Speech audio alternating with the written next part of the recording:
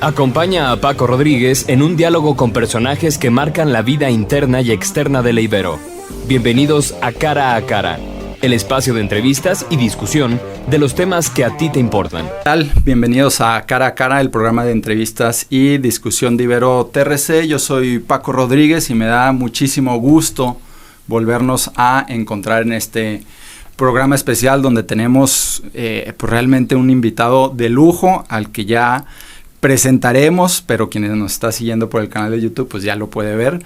Pero primero me gustaría saludar a Sofi Castañeda, estudiante de la carrera de Derecho, quien me acompañará en este programa, en la conducción y en la entrevista a nuestro invitado. Sofi, ¿cómo estás? Hola Paco, muy bien, muchas gracias por la invitación. Y bien, ahora sí, el maestro Santiago Corcuera, muchísimas gracias por estar con nosotros. El maestro Santiago Corcuera estará con nosotros en la universidad para impartir la conferencia El Derecho Humano de toda persona desaparecida a ser buscada. Maestro, muchas gracias por estar con nosotros. Paco, un gusto, Sofi, muchas gracias por invitarme. Y bien, antes de empezar con este diálogo, esta entrevista, me permito leer una pequeña semblanza del maestro Santiago Corcuera Cabeçut. Es maestro en Derecho por la Universidad de Cambridge y fue miembro del Comité contra las Desapariciones Forzadas de la ONU desde el 2013 hasta el 2017 y su presidente durante un año de 2016-2017 y fue miembro también del Grupo de Trabajo sobre Desapariciones Forzadas de la ONU y su presidente durante 3 años. Fue miembro también del Consejo Nacional del Sistema Nacional de Búsqueda de Personas Desaparecidas desde el 2008 hasta el 2021. Un tema que evidentemente maneja, un tema, Santiago, en el que has estado en contacto durante muchos años. Y por eso, empezando este diálogo, yo te preguntaría si el tema de los desaparecidos en México es la gran deuda del Estado mexicano. Bueno, sin duda una de las más grandes, por el nivel descomunal de la tragedia. El hecho de que al día de hoy tengamos más de 110,000 personas desaparecidas oficialmente reconocidas, sí, hace que la situación sea realmente dramática y que pueda, digamos, catalogarse como una verdadera crisis humanitaria, sí, de dimensiones descomunales. Uh-huh. Porque cuando decimos que son más de 110,000 personas desaparecidas oficialmente reconocidas, tenemos que tomar en cuenta que en todas partes en donde se presenta esta asquerosa práctica de la desaparición, existe una cifra negra. Exacto. Así llamada, un subregistro, vamos a llamarle más técnicamente. ¿Por qué? Porque no todas las personas que tienen un familiar o un ser querido desaparecido o desaparecida denuncian o piden que se registre el caso por muy diversas razones, entre ellas el temor, el terror que provoca la desaparición. En ocasiones en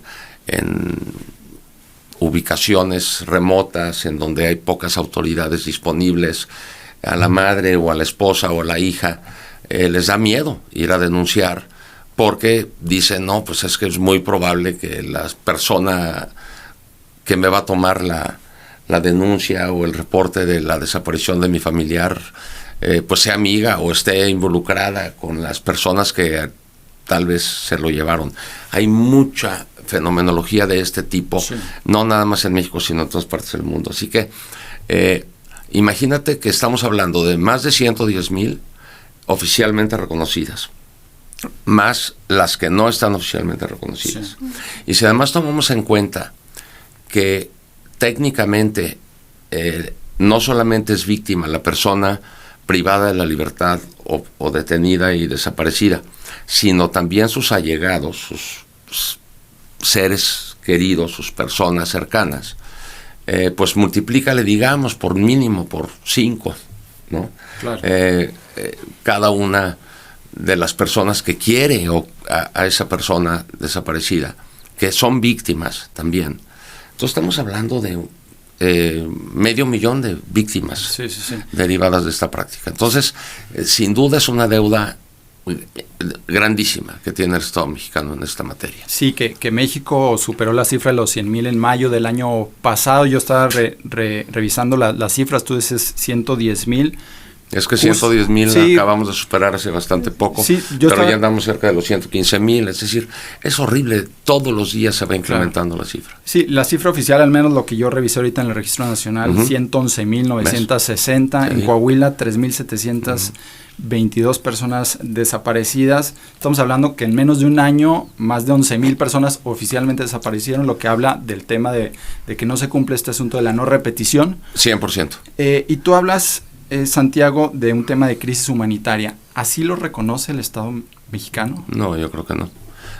Y hemos venido hablando quienes estamos cercanos a la problemática de derechos humanos, de una crisis humanitaria, pues digo, yo mínimo me acuerdo haber usado el término por primera vez con toda responsabilidad, porque soy académico y no me gusta andar diciendo las cosas a la ligera, desde finales del sexenio de Felipe Calderón, que es la causa eficiente de esta tragedia. Es decir, la causa material, desde luego, ya sabemos que es la situación relacionada con el crimen organizado. Pero los niveles de muertes, por ejemplo, violentas por cada 100,000 habitantes, que dejó el sexenio de Vicente Fox, fue en los alrededores de 8 por cada 100,000, 7.9, 8 por cada 100,000. Fue el índice más bajo en la historia desde que esto así se mide.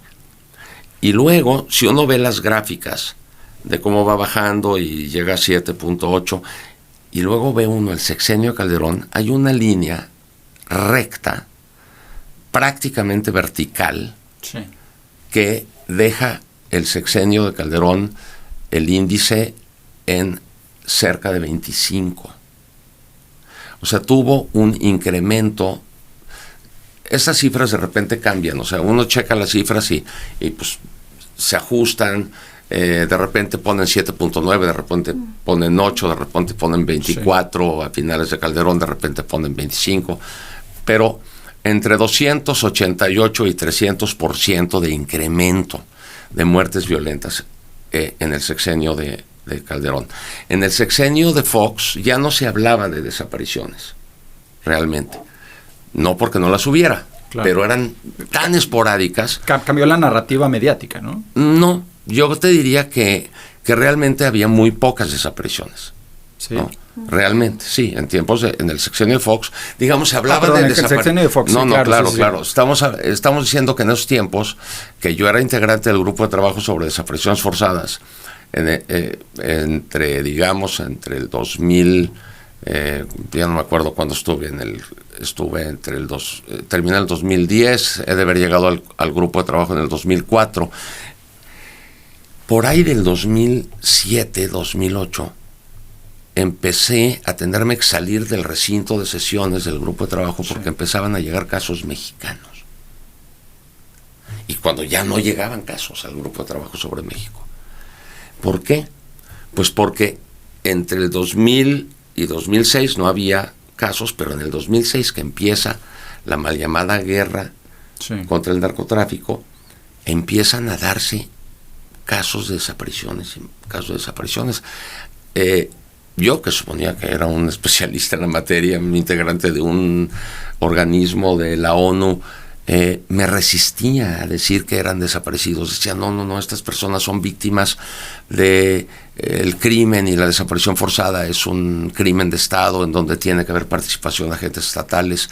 Decía, estas personas son personas que están extraviadas, hasta que después la realidad nos dio en la cara.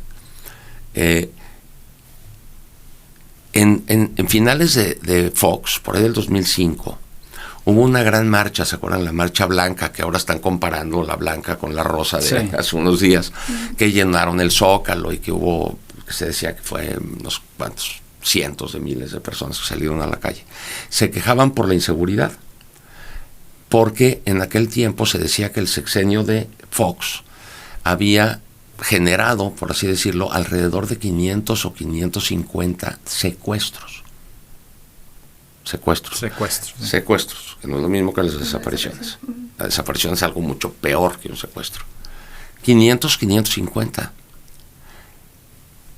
Al final del sexenio de Calderón se filtró una lista que ocultó Calderón cobardemente junto con su Procuradora General de Justicia, la licenciada Marisela Morales. Ellos hicieron esa lista de todas las denuncias que recibían de desapariciones, que llegó a manos del Washington Post o de uno de esos periódicos, y dijo que tenían a la vista una lista con más de 25,000 personas desaparecidas. O sea, dense cuenta de lo descomunal. Claro. O sea, si de solamente en el sexenio de Calderón, según el relator especial sobre ejecuciones sumarias, arbitrarias y extralegales que visitó México muy al principio del sexenio de Peña, dijo que él había tenido noticia y había recibido informes de que durante el sexenio de Calderón solamente se habían dado como 102,000 muertes violentas. Y de 550 secuestros a más de 25,000 personas desaparecidas. ¿Cuánto es eso en porcentaje? Ni sé calcularlo, ¿no? O sea, 5,000%, yo qué sé. Es una cosa terrible, ¿no? Claro. A mí, no sabes, realmente me da mucha rabia escuchar al expresidente Calderón cuando dice que por lo menos hizo algo. Pues sí, pero ya viste lo que hiciste. ¿Ya viste lo que provocaste por andar utilizando un instrumental equivocado para el tipo de enfermedad que estás atacando? Es decir, si vas a operar un apéndice o un tumor en el abdomen, no usas un serrucho que usas para cercenar un miembro gangrenado. Para todo hay instrumentos apropiados, y el ejército no es un instrumento apropiado para investigar y perseguir el delito, no combatirlo. A él le encantaba hablar del combate contra el crimen organizado. A los criminales no se les combate, se les combate a los ejércitos a los soldados de un ejército enemigo, no a los criminales, por muy bien armados y organizados que se encuentren. Claro, ¿qué se esperaba? Si empieza el Estado a usar al ejército para perseguir a los carteles de la droga, ¿qué esperaban? ¿Que no reaccionaran los carteles de la droga y no se armaran hasta los dientes? Pues claro, se armaron hasta los dientes, al grado de que durante el sexenio de Peña, de Calderón, luego durante Peña, los primeros 2 años como que bajó la intensidad, pero luego se disparó peor que con Calderón. Y en este sexenio de Quisque Izquierda, se ha militarizado la seguridad pública a niveles impensables. Claro. Le han dado funciones de todo tipo a las Fuerzas Armadas. Maestro, a propósito de lo que está comentando ahorita, Santiago, a propósito de lo que está comentando ahorita. ¿Quién? Usted, respecto a la militarización de... Santiago, otra vez empieza el Santiago. Santiago, respecto a lo que estaba comentando sobre la militarización dentro de nuestro estado, me gustaría saber qué pronóstico das respecto a los derechos de las personas desaparecidas, considerando también pues a sus familiares que, como acabas de mencionar, también son víctimas de estas violaciones a derechos humanos. ¿Qué pronóstico nos podrías dar respecto a estos derechos con la creciente militarización actual en nuestro país, conforme a todos los acuerdos, las legislaciones, la Guardia Nacional? Qué mala eres, qué pregunta tan terrible me haces, porque realmente la respuesta es muy sombría. El pronóstico que imagino no es un pronóstico de luz, sino un pronóstico de sombras y de tinieblas. ¿Por qué? Porque si la estrategia mal llamada contra el crimen organizado consiste en hacer uso de este instrumental equivocado, que son las Fuerzas Armadas, no vamos a obtener un mejor resultado, sino igual o peor. ¿Por qué? Porque el uso de las Fuerzas Armadas genera una espiral de violencia, que más que una espiral, se ha convertido en una especie de tornado destructivo, en un huracán de efectos súper nocivos, en un tsunami de sangre, realmente. Y si seguimos, si los gobiernos siguen usando la misma estrategia y usando a unos cuerpos armados no entrenados para hacer uso de la fuerza de manera racional, legítima, legal, congruente, proporcional, se van a seguir generando masacres, se van a seguir provocando desapariciones. Entonces, lo que Paco decía, ¿dónde o tú, ya no me acuerdo quién de los dos me lo comentó, no hay prevención? Sí. Cada vez hay más desapariciones. Lo primero que deberíamos de hacer, desde luego junto con la búsqueda para el hallazgo de las personas desaparecidas, ojalá con vida, es que ya no haya más, que el número de personas desaparecidas no... La no repetición. No crezca, ¿no? Entonces, que no haya ni uno solo más. Pero con esta estrategia, por desgracia, Paco revisó el portal del registro hoy y era mayor que el de ayer. Sí. Mientras sigan usando la misma receta, el sabor de la sopa va a ser el mismo. Si no te gusta el sabor de la sopa de lentejas que te dan en tu casa y no cambias la receta y no le quitas la sal o no le quitas las zanahorias que no te gustan, pues la sopa te va a saber igual. Mientras sigan utilizando la misma receta, el resultado va a ser exactamente el mismo. Entonces, por desgracia, a esa pregunta tan pertinente que me formulas, no tengo un pronóstico optimista, por desgracia. Y en este sexenio, por lo que le resta, menos, porque lo único que ha hecho el presidente de la República, Andrés Manuel López Obrador, es dotar de más y más y más funciones a las Fuerzas Armadas, de disfrazar de policías a los soldados, porque pues, todos sabemos muy bien que el uniforme no hace al policía, y que el soldado que de policía se viste, soldado se queda, ¿no? Sí. ¿Por qué? Porque su entrenamiento y su manera de pensar y de actuar es la del combate. Ahí claro. Sí, la del combate. ¿Y qué significa el combate? Que es la misión primordial de las Fuerzas Armadas, de acuerdo con su ley orgánica. Es tratar de obtener una victoria en contra de un ejército enemigo, es decir, ganarle. Exacto. ¿Cómo? Matando a los integrantes del ejército enemigo. Una vez que están sometidos o que están heridos o que se han rendido, ya no los puedes matar, como sucedió hace unos pocos días en Nuevo Laredo con los reportes pues no confirmados pero creíbles de que de los 5 chavos que el ejército mató, a 2 de ellos parece que les dio un tiro en la nuca después de que ya se encontraban rendidos o sometidos. Eso en caso de que estuviéramos reconociendo que en México existe un conflicto armado de carácter no internacional, sería constitutivo de un crimen de guerra, de acuerdo con el artículo 8 del Estatuto de Roma, claramente. Sí. O sea, no solamente los soldados están entrenados para matar al ejército enemigo, sino que además ni siquiera actúan conforme a las reglas básicas del derecho humanitario. Caray, cometiendo estas atrocidades. Entonces, pues mi pronóstico no es bueno, Sofi, lo siento. También me gustaría preguntarte, el Estado mexicano tiene ciertas obligaciones respecto a las violaciones de derechos humanos que implican desaparición forzada, que dentro de ellas está determinar el paradero de la persona, o bien los restos y la determinación de los hechos.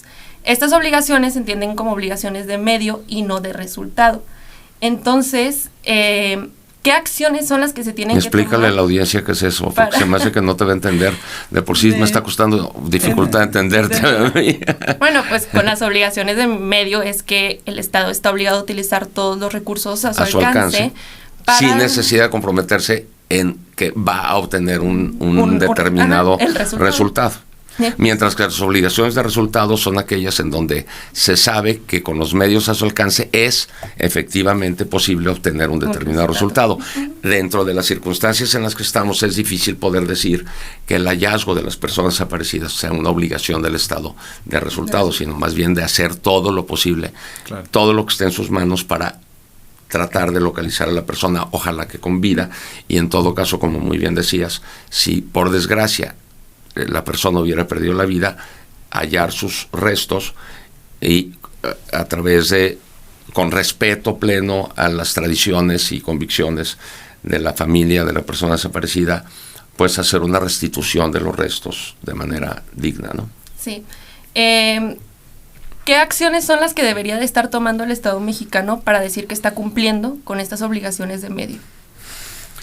Bueno, yo creo que el Estado mexicano ha tratado de demostrarle a las instancias internacionales competentes de que ha estado cumpliendo con las obligaciones internacionales a las que se ha comprometido, conforme, por ejemplo, a la Convención Internacional para la Protección de todas las personas contra las desapariciones forzadas y a la Convención Interamericana sobre Desaparición Forzada. La primera que mencioné, que es posterior a la segunda que mencioné, la segunda es del 94, o sea, la de la OEA es del 94, la de la ONU es del 2006. Tiene la del 2006 un catálogo muy amplio de obligaciones del Estado y un artículo 25 muy importante sobre los derechos de las víctimas. Entonces, el Estado mexicano en las dos comparecencias que ha tenido ante el comité, una en el 2015 y otra en el 2018, en la de seguimiento de la del 2015, ha venido presentando las medidas que ha adoptado para dar cumplimiento con la Convención y sus obligaciones internacionales. Entre otras, la expedición de una fantástica y excelente Ley General sobre Desapariciones Forzadas, que tiene sus defectos, como toda obra humana, no es perfecta, pero es una ley, digamos, única en el mundo, realmente, muy completa, que artículo por artículo de la Convención se fue cubriendo con la ley. Se cometieron algunos errores imprevisibles en el momento en que estaba redactando la ley, como por ejemplo la bifurcación en las obligaciones de búsqueda versus las obligaciones de investigación, ¿no? Y, por desgracia, las obligaciones en materia de investigación criminal quedaron en manos de la Fiscalía General de la República y de las fiscalías locales, y las obligaciones de búsqueda o de investigación orientada hacia la búsqueda y el hallazgo de las personas desaparecidas quedó en manos de esta Comisión Nacional de Búsqueda y en las comisiones locales de búsqueda y los grupos de búsqueda y todo eso. Pero por desgracia hay funciones que las fiscalías tienen que realizar que son indispensables para las labores de las comisiones de búsqueda. Por ejemplo, peritajes, prima respondiente y ese tipo de cosas que le corresponden a la fiscalía. Y que sin eso la eficacia de la búsqueda se puede ver comprometida. Bueno, México ha estado adoptando medidas para hacer frente hacia la cuestión relacionada con la búsqueda. Yo creo que sí. Hay estados de la República que han hecho menos que otros. Hay otros que tienen una comisión de búsqueda estatal creada por algún decreto, por una ley, que tienen su titular designado, que tienen personal más o menos capacitado y en cantidades más o menos razonables para poder realizar las búsquedas. No es lo mismo un estado que otro, porque la violencia, ya sabemos que cuando usas a las Fuerzas Armadas se mueve de un lado al otro, ¿verdad? No es la misma Coahuila, la de ahorita, que la de hace 12 años, sin duda, ¿no? Tú sabes, muy bien, que Coahuila ha sido pionero en muchas cuestiones, en tema de legislación, en materia de desapariciones. Pregúntame. Estábamos comentando ahorita a la hora de la comida, como hace 10, 11 años yo vine tantas veces a Saltillo a trabajar con el gobierno de Rubén Moreira para la reforma constitucional, para la reforma del Código Penal, para la expedición de la ley sobre declaración de ausencia, la declaración especial de ausencia por desaparición. Sin duda alguna, Coahuila pionerísima en este tema, en una serie de leyes y de piezas de legislación que sirvieron después de modelo para otros estados de la República. También Nuevo León, debo decir,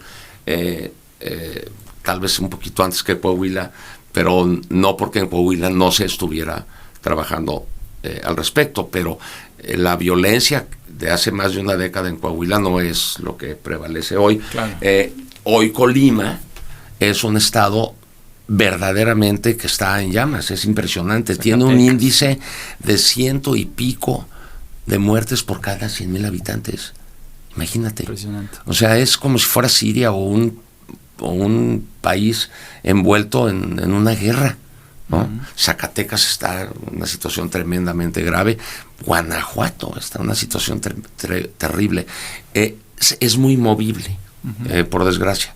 Entonces, en materia, y los estados, por cierto, no todos tienen el mismo nivel de cumplimiento de las obligaciones derivadas de la ley en cuanto a la instalación de las comisiones de búsqueda y la dotación de recursos económicos, de recursos técnicos, de equipamiento y de personal, que los recursos humanos no me gusta ese término porque los humanos no somos recursos, pero de personal capacitado para poder realizar las funciones de búsqueda.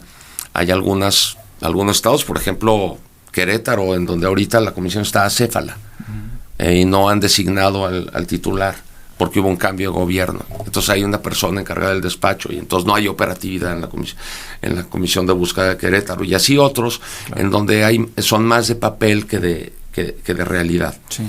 Entonces, sí, creo que en materia de búsqueda, con esto termino de contestar la pregunta de Sofi, se ha hecho más, pero en donde estamos en superdeuda es en lo que tú dices, Paco, sí, en la prevención. Sí. Ahorita que mencionabas el tema Saltillo, que estuviste trabajando con el gobierno, a propósito, invitado por las víctimas, o sea, no te crees que yo llegué así de la nada, sino que fueron Fundec, a quien yo venía asesorando de unos meses atrás, quienes me dijeron, por favor, acompáñanos a tratar de que estas cosas se hagan bien, y vine junto con la oficina de la Alta Comisionada de las Naciones Unidas, etcétera. Sí, a propósito precisamente de Fundec y del término de víctimas, a Blanca Martínez, la conoces bien. Muy bien, pero desde tiempos de Chiapas, digamos. La directora del Centro de Derechos Humanos Fray Juan de Larios en Saltillo. Sí. Ella habla de esta necesidad, tiene una frase que a mí me gusta mucho, de ver a las familias no solo como víctimas, sino como personas sujetas de derechos. Claro. ¿Sí? Y va muy relacionado con el tema de tu conferencia, ¿no? O sea, el derecho humano de toda persona desaparecida a ser buscada, ¿no? O sea, el tema de los derechos. No sé si vayas a estar mañana allí, pero te puedo adelantar que este derecho humano de toda persona desaparecida a ser buscada salpica, por así decirlo, o abarca también a sus familiares. Es decir, no es nada más el derecho de la persona desaparecida a ser buscada, porque debe ser presumida con vida, es decir, se debe dar una presunción de que la persona desaparecida está viva, ¿no? Pero además es un derecho de sus familiares, claro, a que se busque a su familiar. O sea, el derecho de la persona desaparecida es uno, pero que abarca también el derecho de la madre, del padre, de la hija, de la esposa, de su amigo, a que busquen a su ser querido. Claro. Tienen derecho a que el Estado cumpla con esa obligación. Sí. Y por eso, muy bien dicho por parte de Blanca, son víctimas, por supuesto que son víctimas, pero son sujetos de derecho. Sujetos de derecho. Claro. Sí. Claro. Pues nos queda poco tiempo. Estamos platicando con Santiago Corcuera, fue presidente del Comité contra las Desapariciones Forzadas de la ONU. Nos quedan prácticamente 2 preguntitas. Sofi, si quisieras hacer una pregunta más. Sí. Bueno, a propósito de que usted estuvo, de que estuviste en el comité de la ONU, y que México en el 2020 acaba de aceptar la competencia del Comité contra las Desapariciones. Finalmente, sí. Finalmente. ¿Qué implica que México haya aceptado esta competencia? ¿Qué avances vamos a estar viendo o esperamos estar viendo respecto a la materia? Bueno, es una excelente noticia que hay que reconocerle al gobierno de López Obrador y a la labor incansable de Carla Quintana hasta que se logró esto con el apoyo de Alejandro Encinas, sin duda, y es una gran noticia. ¿Qué implica esto? Esto implica una ventana adicional de justicia accesible para las víctimas, en un organismo especializado la materia de desaparición forzada. Esto no quiere decir, porque claro, en tiempos de Peña Nieto decía, no hay que reconocer la competencia porque entonces van a llegar muchos casos al comité, ¿no? A ver, si esa ventana o esa puerta no está abierta y no está disponible, las víctimas van a buscar otra puerta u otra ventana a dónde irse. Entonces, pues, ¿a dónde se iban? Pues al sistema interamericano, cuya ventana estaba abierta, o al Comité de Derechos Humanos de la ONU, que también estaba abierta, o si el tema involucraba tortura, pues al Comité de la Tortura. Había ventanas abiertas. ¿Por qué era importante que se abriera esta otra ventana? Bueno, pues porque es un órgano de la ONU con especialidad en el tema de las desapariciones, y que mejor que los casos sobre desapariciones caigan en manos de un comité especializado en desapariciones. ¿Qué expectativas tenemos? Bueno, seguramente van a empezar a caer casos sobre México en manos del comité respecto de denuncias particulares sobre desapariciones específicas, sin duda. Y el comité pues tendrá que resolver si hay responsabilidad del Estado mexicano en el acto o hecho específico que se denuncia, y dictar las medidas que considere en su dictamen sobre el caso en particular. Por ejemplo, pues modificar las leyes si es que fuera necesario, adoptar una serie de políticas públicas en materia de lo que fuere, desde luego tratar de localizar a la persona desaparecida, que es lo principal. Eso es pues lo que ha hecho la Corte Interamericana de Derechos Humanos en los casos, muchos casos de desaparición forzada que ha conocido, tanto de México como de otros países del hemisferio, es busquen y encuentren a la persona desaparecida, ¿no? Como en el caso de Rosendo Radilla, por decir el ejemplo, digamos, más conocido en nuestro país. Pero creo yo que lo que sí podríamos esperar es algo similar a lo que ocurrió, por ejemplo, con las acciones urgentes del comité, que platicábamos a la hora de la comida, ¿no? Estas son medidas que adopta el comité, o que ordena el comité, derivada de una función que no es contenciosa, y por lo tanto no es cuasi jurisdiccional, sino que se parecería más a las medidas provisionales o a las cautelares de la Comisión Interamericana o de la Corte, que tiene una función humanitaria, es decir, busquen y encuentren, ¿no? Algunas autoridades en México se hacían pato y decían, no, pues estas medidas que ordena el comité no son vinculantes, sino que son recomendatorias, ¿no? Y Ideas, Litigio Estratégico, llevó un caso de desaparición de unas personas en Veracruz, en donde las autoridades de Veracruz estaban en incumplimiento de las medidas ordenadas por el comité, bajo el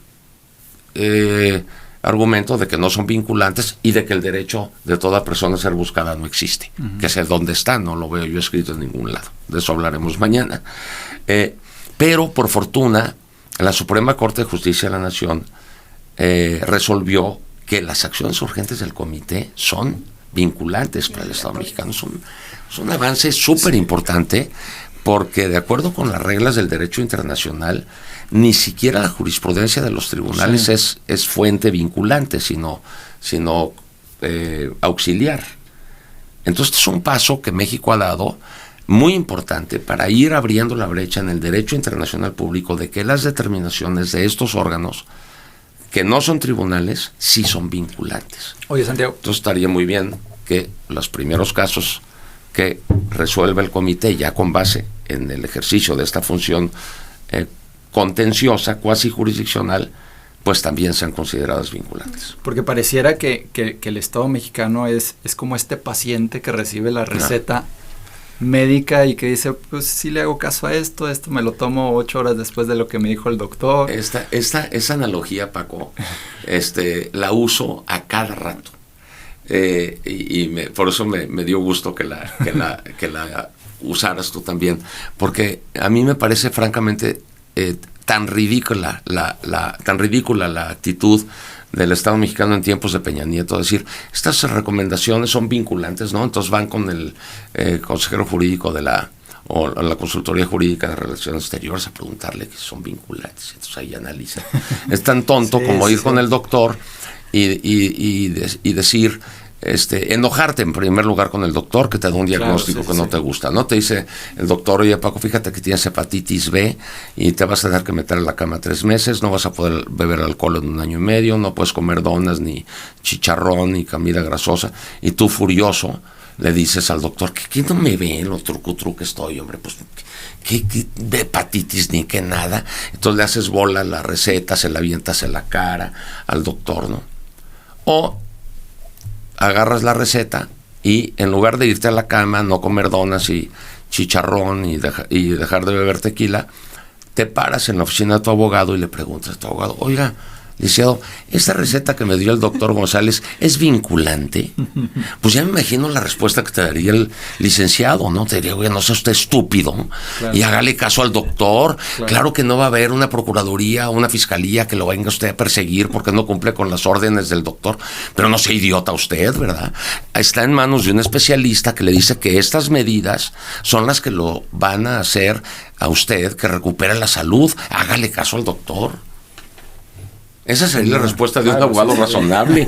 No, pues déjame ver, te voy a escribir un memorándum, ¿verdad? Y no sabe nada. En 36 horas te voy a cobrar $2,000 por el memorándum para decirte que no, que hagas lo que quieras, ¿no? Claro. Es exactamente esa la actitud. Y la analogía me parece muy ilustrativa. Sí. Lo que debería de estar haciendo el Estado mexicano es realmente cumplir con las centenares de recomendaciones que los organismos internacionales le han formulado para mejorar la salud del país en materia de seguridad, porque realmente México padece de una muy, muy grave enfermedad al respecto. Por último, Santiago, te preguntaba yo al inicio el tema de si el Estado mexicano estaba en deuda con el tema de los desaparecidos. Tú has estado en contacto muchos años con las víctimas, con los colectivos. Te preguntaría en el mismo sentido, ¿hay una deuda de la sociedad hacia las familias, hacia los desaparecidos? Yo creo que, digamos que jurídicamente no. El Estado sí tiene una deuda, claramente, porque ahí sí hay una relación de un vínculo jurídico en virtud del cual el Estado mexicano es el sujeto obligado y la víctima es la que es la acreedora de la obligación. A la sociedad no le podemos exigir ni decirle que se encuentra en deuda, pero sí yo creo que en una universidad como la nuestra tenemos que seguir trabajando para crear conciencia social, conciencia de lo que sucede, una conciencia viva de la realidad, como dice nuestro diario, pero no nada más una conciencia viva, sino una conciencia viva y operante. Es decir, no nada más venimos a la universidad a conocer la realidad en las aulas y en el terreno cuando se pueda, para conocer la realidad, que es algo que tenemos que hacer, ver, analizar, considerar, pero después actuar. Claro. Tenemos que actuar. Y no decir, bueno, veo, aprendo la realidad para contestar el examen, paso mi materia y ya me voy a mi casa, lo cual es legítimo, pago mis colegiaturas, asisto a clase, paso mi materia, me dan mi título y me voy a ejercer la profesión, por ejemplo, de abogado o de abogado a un despacho privado y a ganar mi lana. Es legítimo. No le podemos reclamar a nuestro estudiante que haya hecho eso, de que está haciendo algo indebido, no. Pero sí podríamos decir que nuestra universidad falló en el sentido de decir, no logramos a que esta chava o este chavo, además del ejercicio de su profesión en el ámbito privado y ganando su lana para tener una vida digna, lo cual es perfectamente legítimo, además esté haciendo algo por las y los demás. Nosotros y nosotras en esta universidad queremos personas comprometidas después de que han entendido cuál es la conciencia, cuál es la realidad, que han adquirido conciencia de la realidad, una conciencia viva de preferencia, que tengan contacto con las víctimas, que tengan contacto con la realidad y después que se vuelva operante. ¿Qué es lo que vamos a hacer después?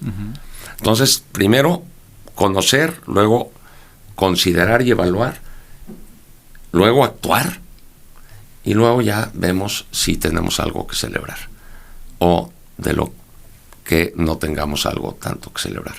Entonces la sociedad sí le hace falta más conciencia de la situación, le hace falta más conciencia viva y compromiso. A mí no me gusta pensar que la sociedad o nuestros estudiantes y nuestras estudiantes quieran ayudar. A mí se me hace que las víctimas, la opción preferencial por los pobres, las personas marginadas, discriminadas, las mujeres víctimas de violencia, etcétera, no merecen nuestra ayuda ni nuestra caridad. Ellas lo que requieren es justicia. Claro. Y a nuestras y nuestros estudiantes lo que les enseñamos es eso. No que sean personas caritativas y que andan dando limosnas y no. Queremos que se pongan a hacer más. Uh-huh. ¿Para quién y por quién? Pues para y por las y los demás. Hombres y mujeres para los y las demás. Eso es lo que claro. Nos enseña aquí adentro. Sí. Ahora, ¿les podemos exigir y reclamar y enojarnos con ellos porque no hacen nada? Creo que no. Pero sí creo que podríamos sentirnos más satisfechos y satisfechas si cada vez más y más y más estudiantes nuestros y cada vez más y más y más integrantes de la sociedad mexicana se dan cuenta de la realidad y quieran hacer algo para cambiarla. Eso creo que es lo que podría yo decir. No es una deuda propiamente claro. dicha, pero sí quisiéramos que nuestra sociedad y sobre todo nuestras y nuestros estudiantes estén cada vez más conscientes, pero además cada vez más comprometidas y comprometidos para hacer cada vez más y más por las y los demás. Perfecto. Pues Santiago Corcuera, expresidente del Comité contra las Desapariciones Forzadas de la ONU, muchísimas gracias por haber estado con nosotros. Un gustazo estar en esta otra sede de mi queridísima Universidad Iberoamericana. Gracias. Bueno, Santiago Corcuera, que estará impartiendo esta conferencia, El Derecho Humano de Toda Persona Desaparecida a Ser Buscada. También muchísimas gracias a Sofi Castañeda, que esperemos no sea la última vez que nos acompaña en este programa. Sofi, gracias. No, muchas gracias a ustedes. Gracias también a Beto Rubio en la producción. Yo soy Paco Rodríguez y esto fue Cara a Cara. Esto ha sido todo por el día de hoy. Nos vemos cara a cara en la próxima emisión.